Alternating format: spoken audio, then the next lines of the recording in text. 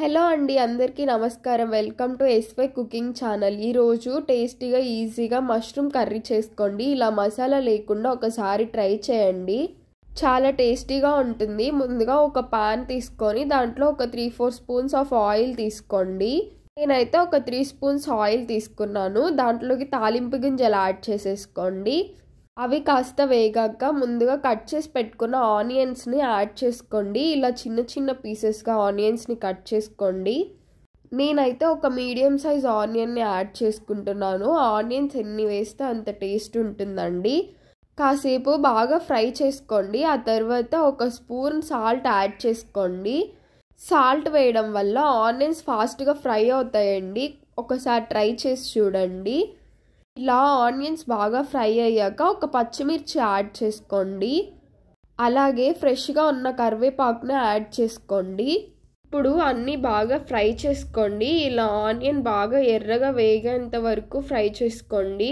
ఇప్పుడు ముందుగా కట్ చేసి పెట్టుకున్న 2 మీడియం సైజ్ టొమాటోస్ని యాడ్ చేసుకోండి. బాగా ఫ్రై చేసిన తర్వాత టొమాటోస్ని మూత పెట్టి మగ్గించుకోండి. కాసేపు త్వరగా మగ్గిపోతాయి. ఇప్పుడు మష్రూమ్స్ తీసి దానిపైన తాట తీసి పెట్టేసుకోండి. అలాగే వేసుకోకండి.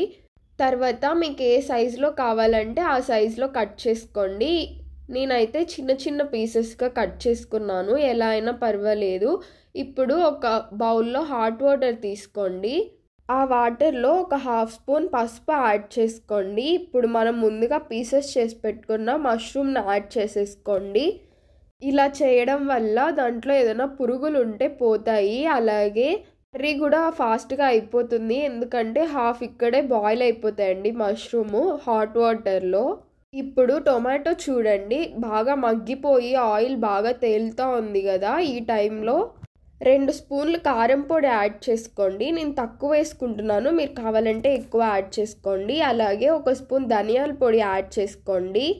కాసేపు బాగా ఫ్రై చేసుకోండి. తర్వాత ముందుగా మనం కట్ చేసి పెట్టుకొని వాటర్లో వేసుకున్న మష్రూమ్ తీసి యాడ్ చేసుకోండి.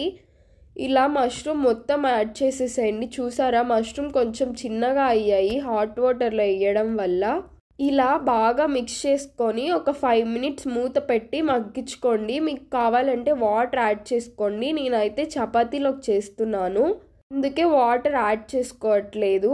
ఫైనల్గా కాస్త కొత్తిమీర యాడ్ చేసుకోండి. అంతేనండి, మష్రూమ్ కర్రీ ఈజీగా మసాలా లేకుండా రెడీ అయిపోయింది. ఇలాంటి ఇంకెన్నో రెసిపీస్ కోసం మన ఛానల్ని సబ్స్క్రైబ్ చేసుకోండి. Thank you for watching.